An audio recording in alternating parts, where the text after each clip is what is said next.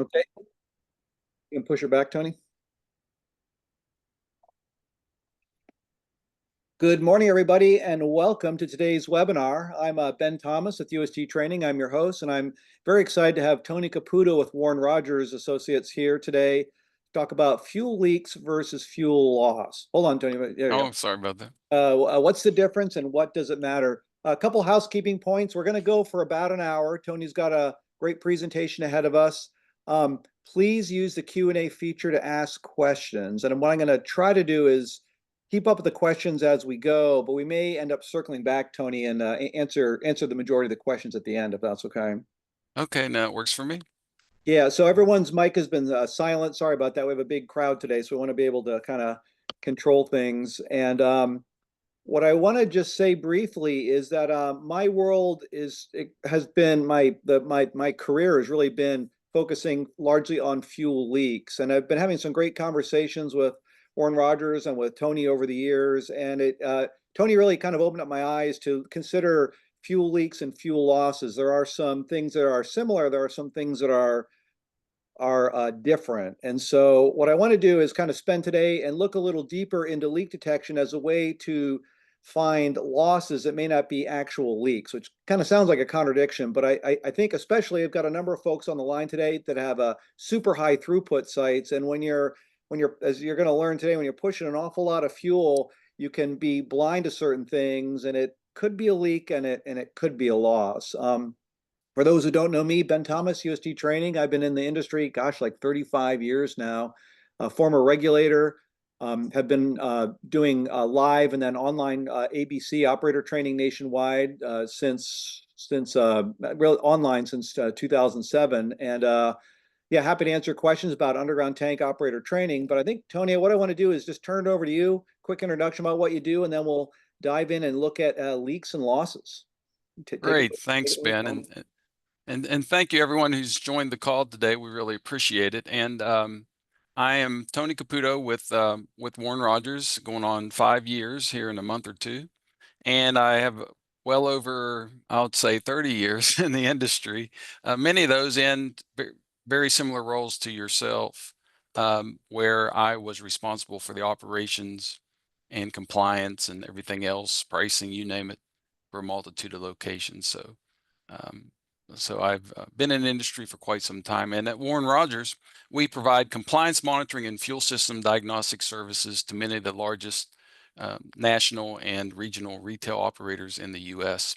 And Warren Rogers built our business on leak detection, but with that, we have also mastered, we believe, the area around loss detection.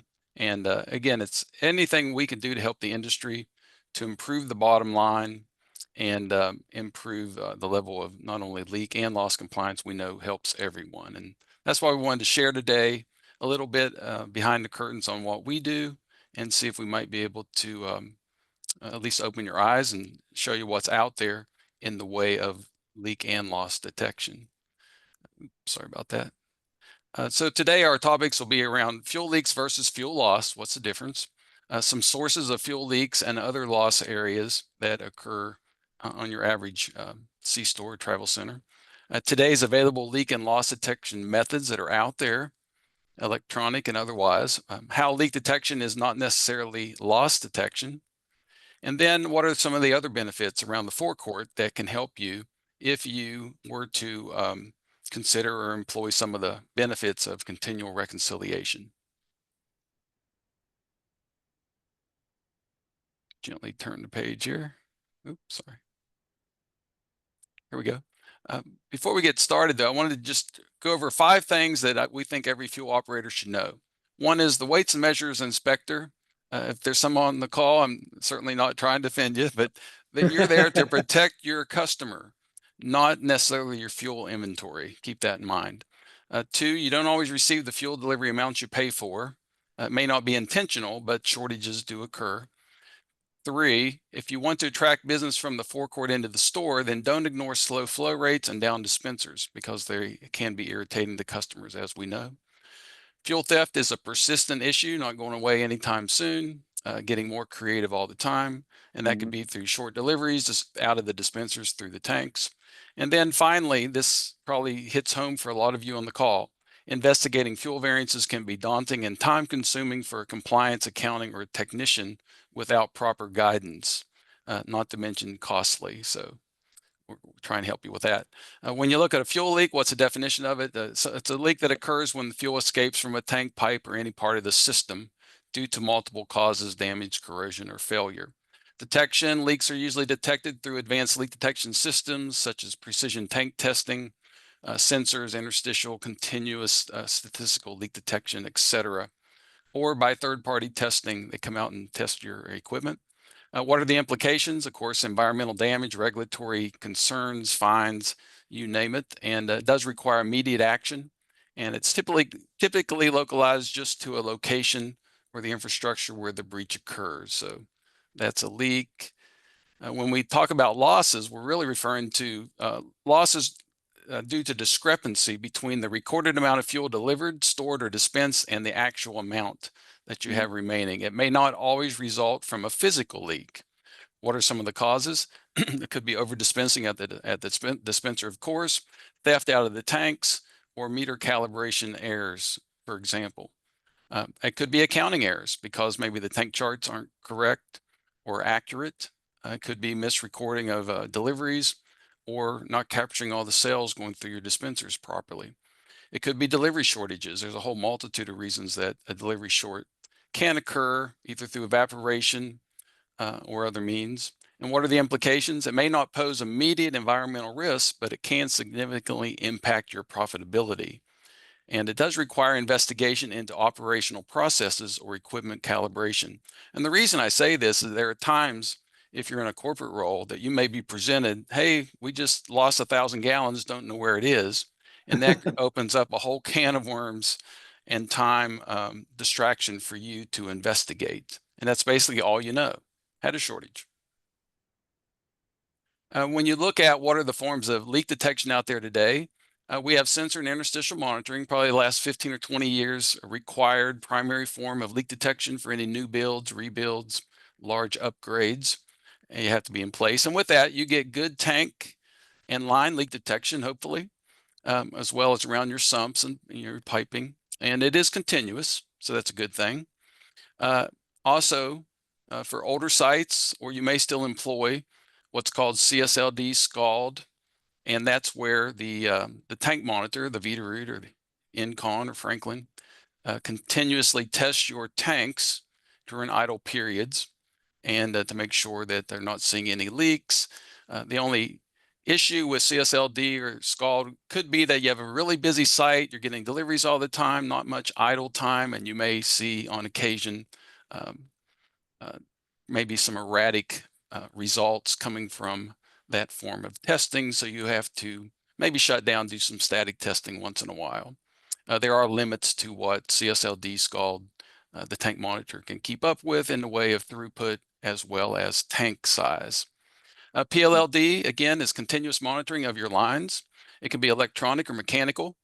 With electronic, your system will shut down immediately if all of a sudden there's a pressure drop or it senses that there could be a potential line leak. With mechanical, it goes into slow flow, and then it's up to your manager, store clerks to report to you that there's might be an issue at the location. So with SIR, again, it's very statistical. Again, it will detect large variances in your inventory, but it may not tell you exactly where those losses are occurring, and that's where a lot of work falls on the compliance manager's desk to figure out, well, where did it go? BIR is one of the more advanced capabilities, business inventory reconciliation, with certain tank monitors, Veeder-Roots, Franklin, to where it will tell you the gallons sold during the delivery, which helps with your inventory reconciliation. And it will help you somewhat chart your tanks through continuous analysis to have the right tank charts. It does help with improving that, but still does require work on your part to fill in any missing data gaps and to analyze the alarms or alerts or reporting discrepancies that occur. And then finally, there's continual reconciliation, CITLDS, and many fuel operators in the US today, many of our customers supplement the other forms of leak detection methods that you see above with continual reconciliation in order to thwart out possible sources of loss and detect other anomalies faster or sooner. So that's the primary benefit. But with that, you get tank line leak detection continuously. You get precision charting. You get meter drift, or I'm sorry, tank or dispenser theft detection. Delivery auditing to compare BOLs to what actually goes into the tanks. Blend error confirmation, making sure your dispensers are blending properly. Meter drift detection, and analyst notification. So again, it's more probably the most advanced leak detection on the market, but it's to help supplement not only identify leaks as soon as they occur, but also the other losses that we've talked about. So Tony, you're talking about like really belts and suspenders approach, right? You've got, Sure. let's say you have even with a double wall interstitial tank, that doesn't necessarily mean you shouldn't be looking closer at the business side of things with inventory. Yeah, that's exactly right. And there are times that maybe a sensor or interstitial goes into alarm because of a malfunction, but you don't really know. So you have to dig in and investigate. Is there product there? Is it a bad probe? With continual reconciliation, if there's been a fuel loss, it's going to be detected. So you're going to know that not only is it coincidental that you have alarms going off, but we've detected perhaps, or your supplier of continual reconciliation has detected that perhaps you have a suspected loss at the same time. So that pretty much tells you that it's an urgent matter and you need to get out there and certainly not ignore any sensor interstitial monitoring alarms that you have going off. But when areas of loss, again, it's delivery shortages, dispenser tank theft, meter drift, incorrect charting. These are all things that can lead to what we consider to be losses or fuel variances that you have to chase as an accounting or compliance manager. And Tony, I want to jump in here. One really important concept that was given to me years ago from my friend Marcel Moreau, and that, I mean, all measurements are an error. I mean, like it's an inevitable truth of the world is that we can't eliminate all measurement error because all measurements are an error. And so, really, what we're trying to do here is just to minimize the error likelihood. Am I saying that okay? Sure, sure. Yeah, the more you can minimize those variances, the more profitability you can have, but also it helps you save time in Yeah. the investigation process because not only have you narrowed down the potential areas of risk, you've lowered that variance dramatically, so it's no longer significant and doesn't take a lot of your time to figure out where your product went. And just an example, if you're doing 30,000 gallons a week, you can have over $10,000 a year easily in various means of losses other than actual Other than, leaks. well, And another way to put it, if you're looking for, well, okay, we know there's these capabilities out there, but how do I fund it? How do I get permission? And really the bottom line is look at your shrink lines and multiply those times either your margin or your $3 a gallon. And that can tell you what your potential gap is outside of, and those are the numbers that perhaps you're writing off after every delivery or at the end of the 30-day period, the amount of variances that you're having that are, uh, uh, maybe you're below your standard, but still losing that income. interesting. And the biggest challenge today, again, is that it pretty much sends you down a rabbit hole. When you have losses that you really don't know where the product went, it could lead to perhaps in many states you have 8-hour or 24-hour reporting. You have to report it as a suspected loss. It certainly is distracting. It could cause shutdown for testing or third-party folks to come in to test your tanks and lines to make sure that you're not losing. And then 99% of the time you have inconclusive results, meaning we had the loss, we did the testing, everything looks tight, but still we don't know that where that product went. We don't know if it's a shortage. We don't know if it was stolen. All we know is it's no longer in inventory, and so you're back to square one, and that takes a lot of time and money, as we all know. Over time, if you have a lot of incidents, it can result in unnecessary attention of the regulators, and then eventually it becomes noise, and maybe you don't investigate as closely or as quickly as you should. Tony James Plummer is asking how common is theft? Recapping a story about how there was a particular error is being hit kind of by the same person over and over again, but is that representative of a larger trend? So, I mean, do you have the data or an impression about how common fuel theft is out of a USD system? Yeah, we don't share a lot of our customers' information, but we do know that Texas is a very popular state when it Okay. comes to uh, some rings that are out there, and it can be a lot of times that it's travel center focused and diesel focused because it's Okay. easy to resell that product. And Oh, so it's somewhat a function of the black market, as it were. yeah, and the sites are very busy, so there's lots of trucks around. So if somebody pulls over a manhole and starts siphoning out fuel, it may go undetected. A lot of times, you have your location where your clerks are monitoring the store, but the diesel's on the backside and maybe not Okay. under close observation. It could be they put the dispensers in standby and are bypassing, overriding the pulsers, that sort of thing. So it is pretty common out there, and we're not certainly not the only supplier of continual reconciliation in the country. And when those issues happen, we see it as a difference between what the dispenser is telling us and what's actually leaving the tank, and that sends off alarms in our system to investigate and notify the operator that something's amiss. And often, it's while the folks are still out there actually stealing your fuel, we inform them and immediate actions taken. And sometimes, maybe it's the next morning, but it's a lot sooner than finding out at the end of your 30-day reporting cycle that you had 10 thefts. So Great. Thank you. sure.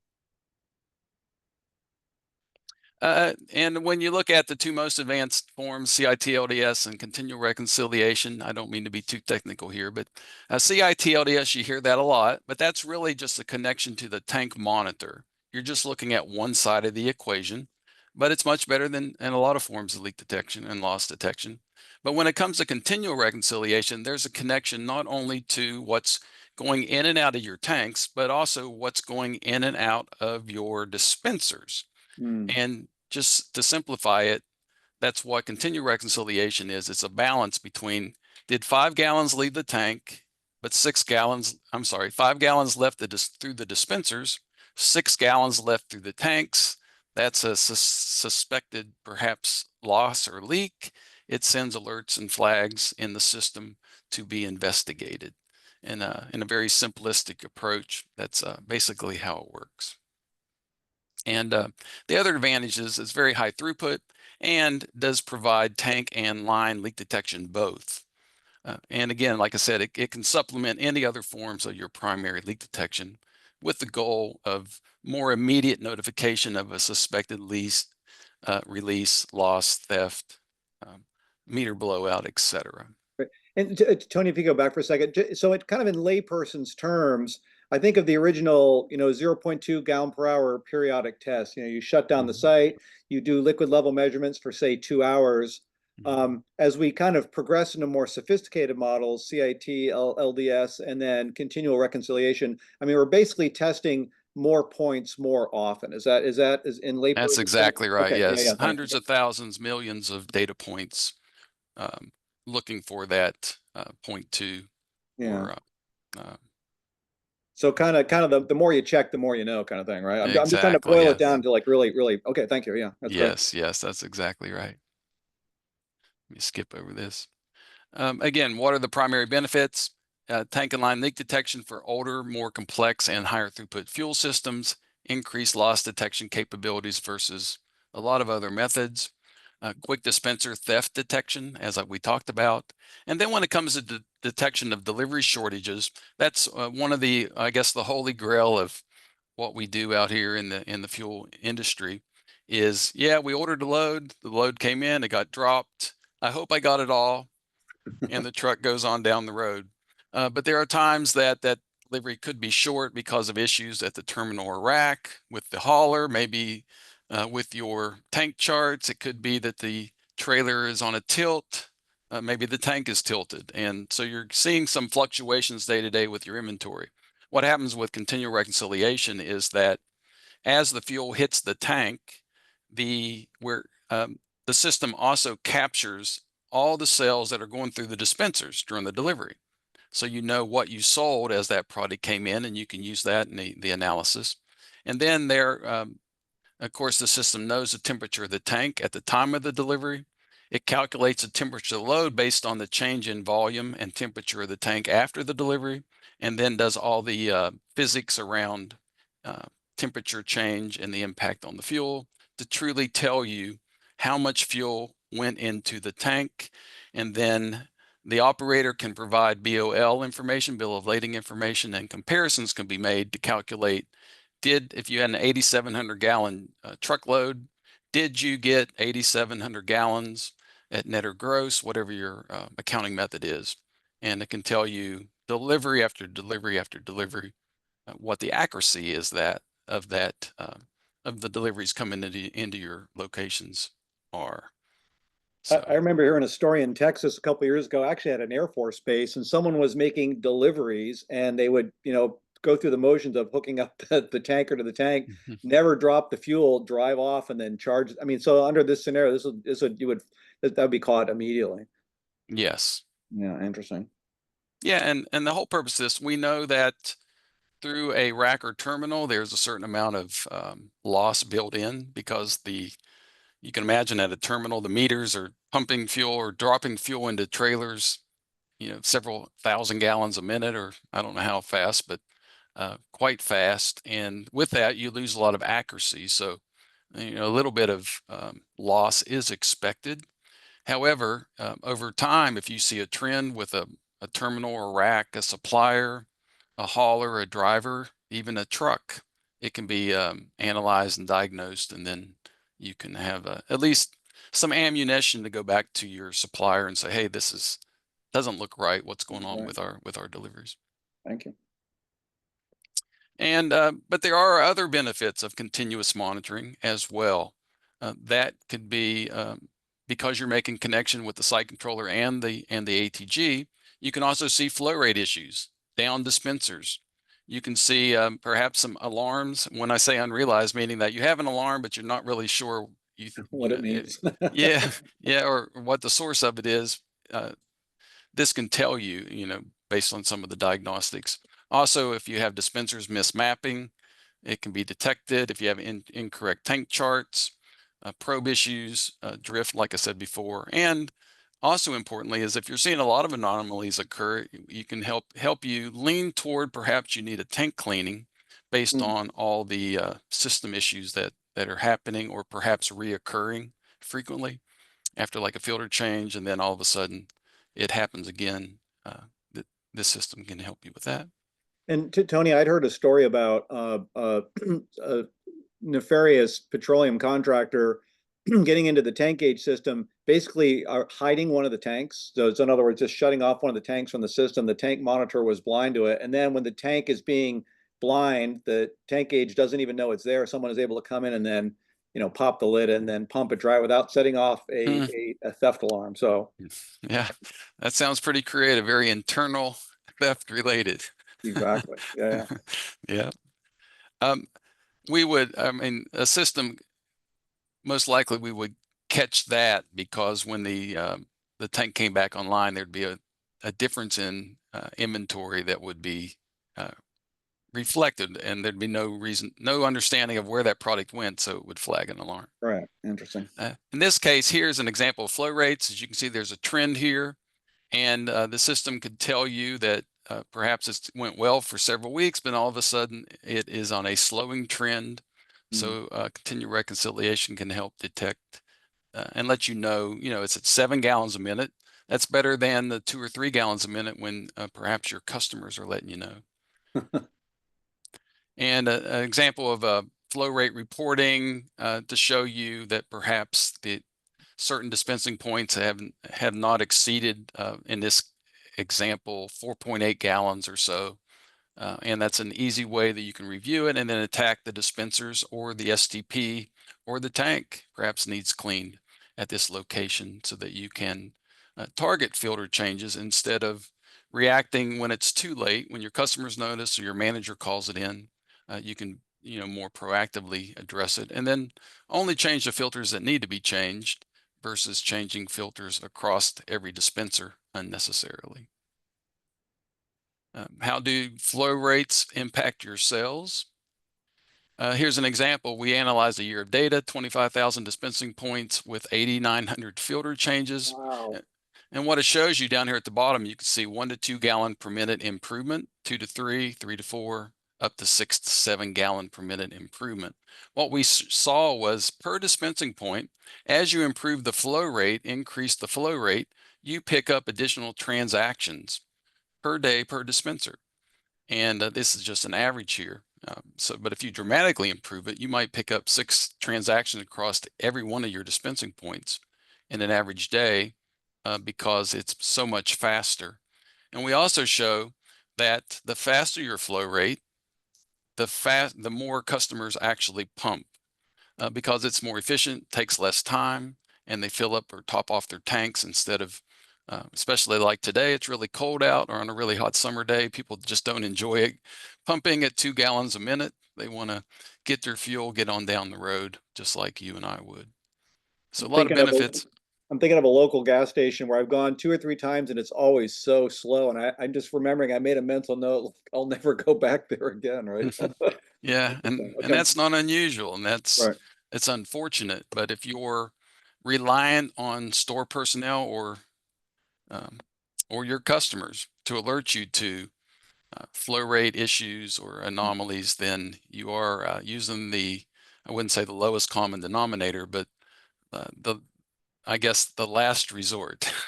And there are systems out there that can help you with flow rate detection to help you improve your overall forecourt performance. And at the same time, you are investing in the system, but the benefits are less filter changes, faster forecourts, more transactions, more gallons. And we all know we need more gallons out there today to get back to get our sales back. Also, another benefit is with continuous monitoring. Here's an example of an STP performance report. You have 7 dispensing points here at the bottom, and you can see as 1, 2, 3, 4, 5, 6, 7 dispensers kick in, that the performance of the STP is waning.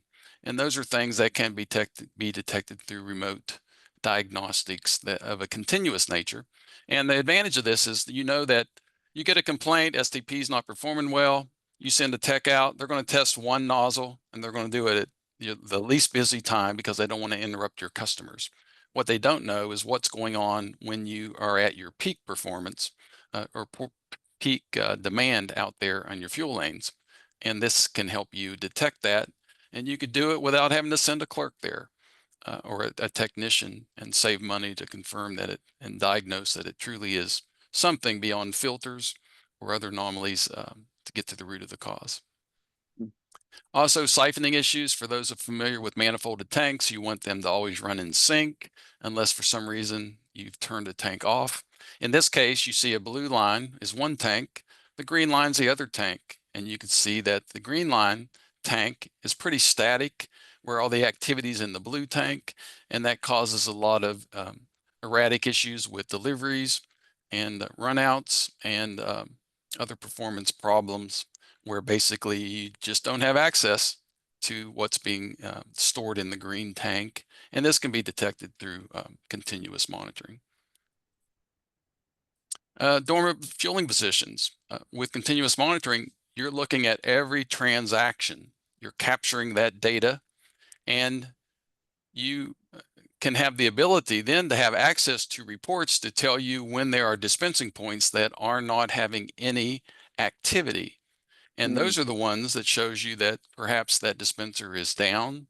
It could be a really, really slow dispensing point like kerosene or off-road diesel, but it could also be some of your busiest dispensing positions.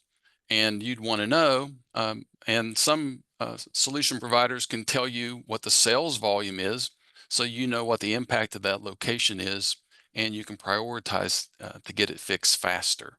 And again, this takes the load off the store personnel around reporting of dispensers because you're going to proactively know ahead of time. And like I said, um, here's a chart that shows you that just one dispenser down, like H18 in this example, was down, um, and the volume was way off. And then after maintenance, you can see that it's one of the busiest dispensing points at this particular location. But what it doesn't show you is that there was, because of this one single dispenser, which happened to be a very high throughput dispenser, there was a 10% reduction in total volume for the entire location as a result of that single dispensing point. The mentality is, I got a lane down, our customers will just go to the other lanes. In Yeah, so reality, one bad, they're all bad.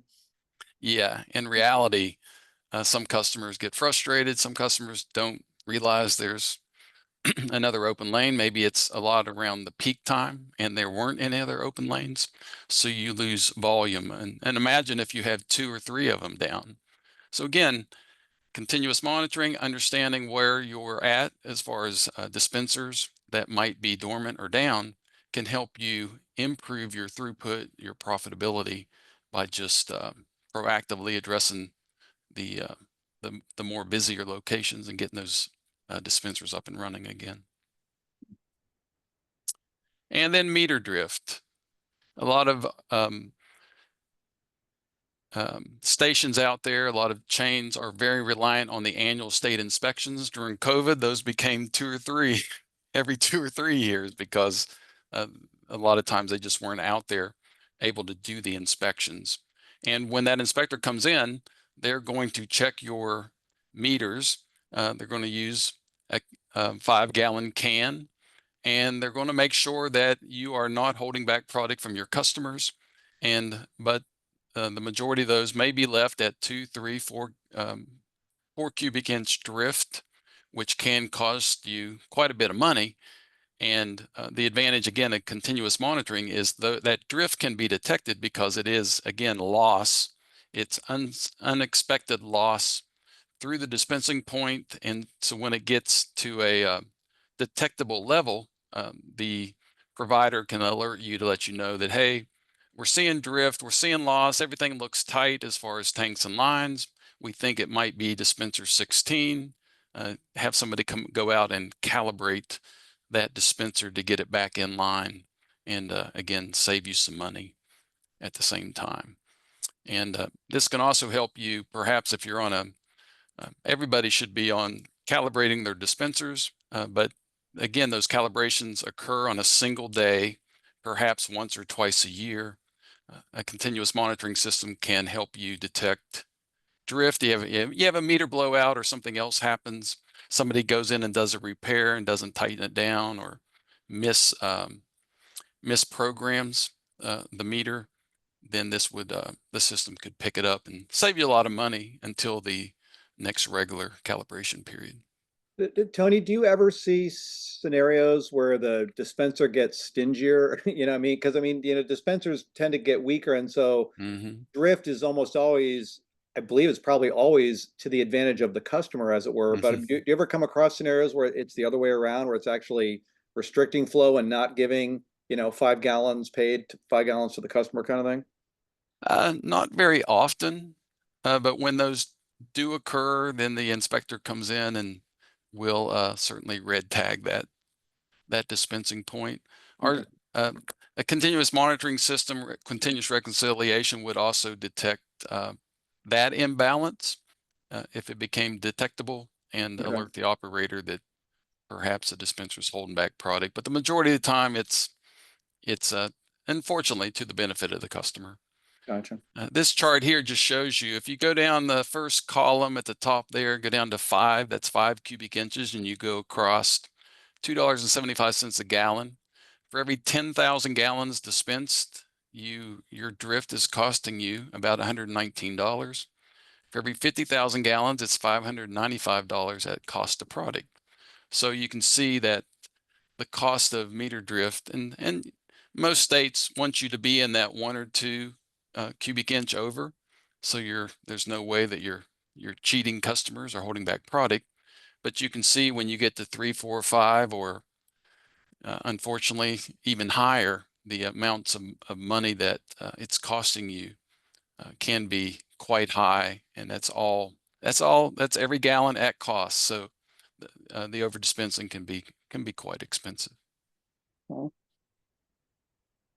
So what are the immediate savings with remote monitoring? One, maintenance can become more proactive versus reactive.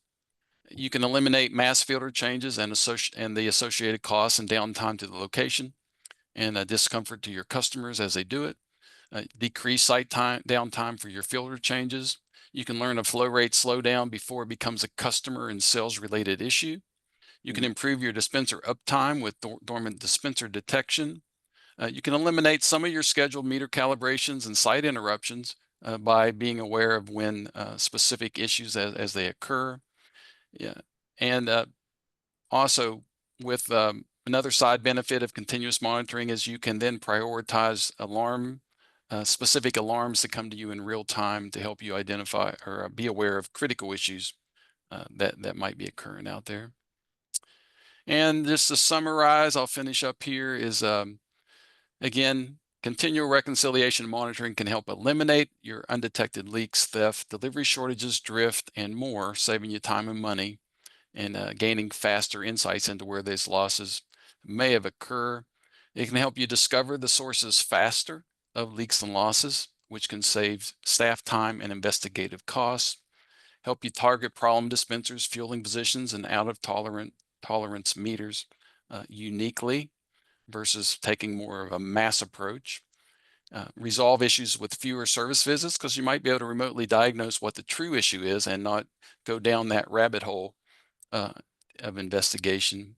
And then again, get the most out of your compliance and maintenance spend today, and then perhaps save some of that money, maximize your returns, and invest in technology in the future to run more efficient fuel systems and forecourts. So with that, I'll turn it back over to you, Ben. wow, Tony, super, super interesting. We're going to take this time to use Q&A to ask Tony any questions that you have. That was really, I've heard some of this stuff before, Tony, but this is really kind of illuminating. I'm kind of thinking back to years and years ago. I mean, the performance standards, I mean, this presentation makes me think that the current allowable required performance standards, any leak in an interstitial space, as it were, or 0.2 gallon per hour leak rate. I mean, those all seem kind of quaint in comparison, and there's just so much more of an advanced level of detection that certainly, I mean, when they wrote the rules in 1988, they certainly never could have imagined this level of diagnostic sophistication. So I find that to be particularly cool. Do we have any questions out there for Tony? Please use the Q&A chat to throw it out there. Shiloh's they have a gas station we monitor, and it is slow, but only when it gets cold, apparently. It happens totally random times or at random dispensers. Wow, okay. That's a Dr. Leak test. What do you think? So it's slow. There is Yeah, slow flow. Okay, yeah.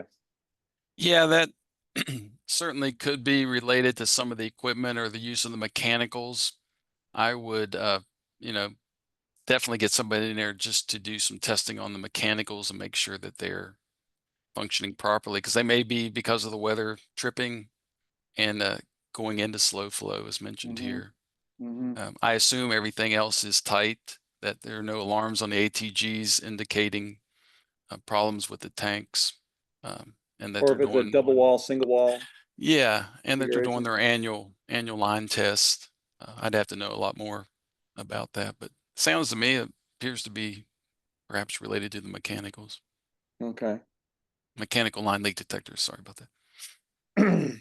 Ed Kabinski is asking, are any owner operators using, come back here. Are there any owner operators using CR systems for tank and line release detection as well as loss detection that are not using another method? In other words, are they using CR That's a also good, as leak detection instead of all the other, peripheral tests that other folks are running? yeah, that's a great question. CITLDS, the version that we use can be used in older locations where perhaps they were built prior to a lot of the new regulations that are sort of grandfathered in, and can be the sole source of leak detection for tanks and lines. Yes, so that's a good question. They still have to do, if they have mechanicals, they still have to do their annual line tests. They still have to test the equipment at the location, as with any fuel station. But as when it comes to your monthly leak detection, or your 30-day leak detection, CITLDS can be a form in older locations. Yes. So if I understand correctly, continuous reconciliation is, I mean, it's third party certified for leak detection, correct? For Yes. yeah. Yes. But yeah, but it wouldn't preclude you from, like, testing some sensors and then doing a physical 3 gallon Right. leak test on the leak Yeah, detector. all the hardware equipment at the site still has to be tested, Yeah. um, and it's CITLDS is recognized in all states. I think Illinois has some complexities around that, but it is a certified form of leak detection. Okay. Yes. And then Sean is asking, would you recommend using CRs on above ground storage tanks as well as underground? I work with both, but it would be nice to know for myself. Mhm. Yeah, we have a lot of our travel center customers have AS above ground tanks and US underground storage tanks, so we can do continual reconciliation for them. But if it's solely above ground, generally it's not a leak. It's not something our system can support. Just a solely above ground tank.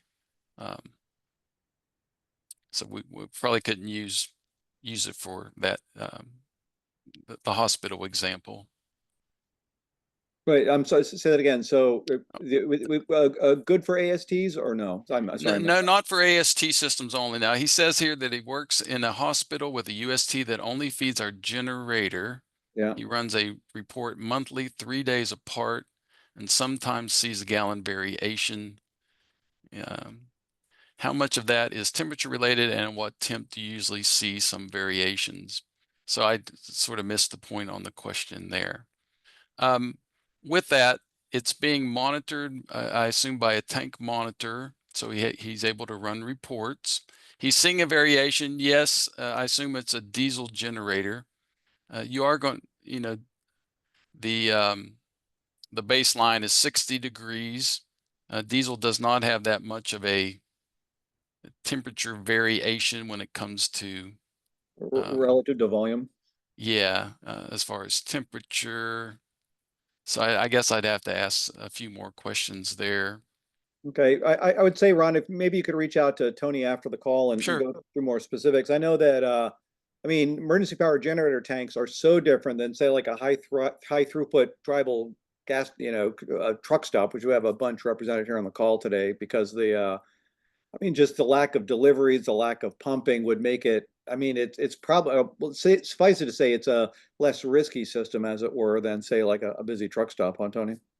Yeah, and with continual reconciliation also, there has to be a connection not only to the tank monitor, but also to a dispenser or site controller, which in this case, the hospital probably doesn't have a site controller because it's just a direct feed to the generator.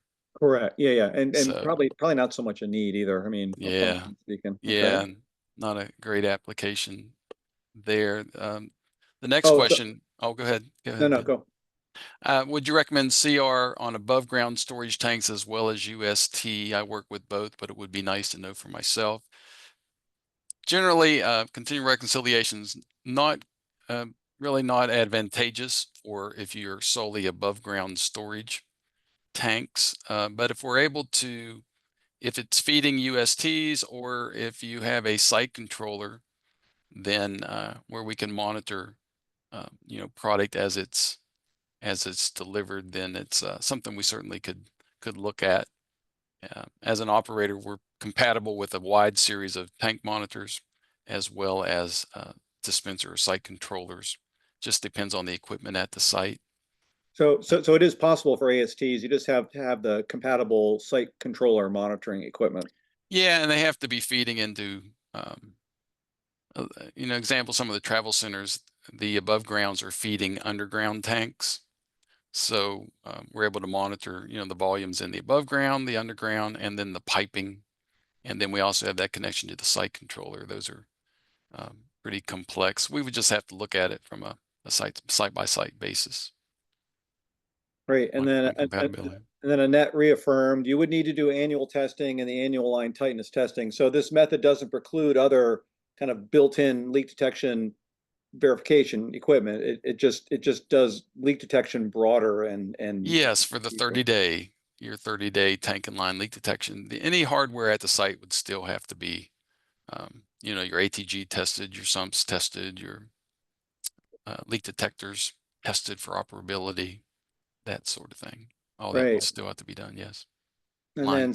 then Sandy asks, why do sites with high throughput experience problems with leak detection? While I understand quiet time is needed to collect info on the tanks, why does this cause a problem with it not getting a pass or test fail? That's That's a a great question. great That's a question. great question. Very common in the travel center industry. There are some travel centers out there that are doing 800, 2 million gallons a month and trucks on the lot all the time. The operator doesn't want to shut down. So continual reconciliation allows them to be able to get tank and line leak detection without having to shut down. And you're right on the quiet time. There has to be a certain amount of quiet time to do that. And because continual reconciliation is collecting hundreds of thousands or millions of data points, it's able to do that. The other advantage is many travel centers are, like I said, high throughput, but also have manifolded tanks. Those tanks can be 4 20,000 gallon tanks manifolded together, which causes a lot of complications for your standard tank monitor. So that's why they're reliant. And then the travel centers also don't want to have to shut down for deliveries, but there is still enough quiet time for continual reconciliation to get the tank and line testing results that are necessary. Right. And then can you answer Cindy's question about temperature? Does the temperature of the fuel really play a major factor into not getting passing results for a tank? Generally not, because if you're having a CSLD or PLLD, it's really just testing for idle times. During idle times, is there movement in the tank? And that's what, or is there a pressure drop in the line?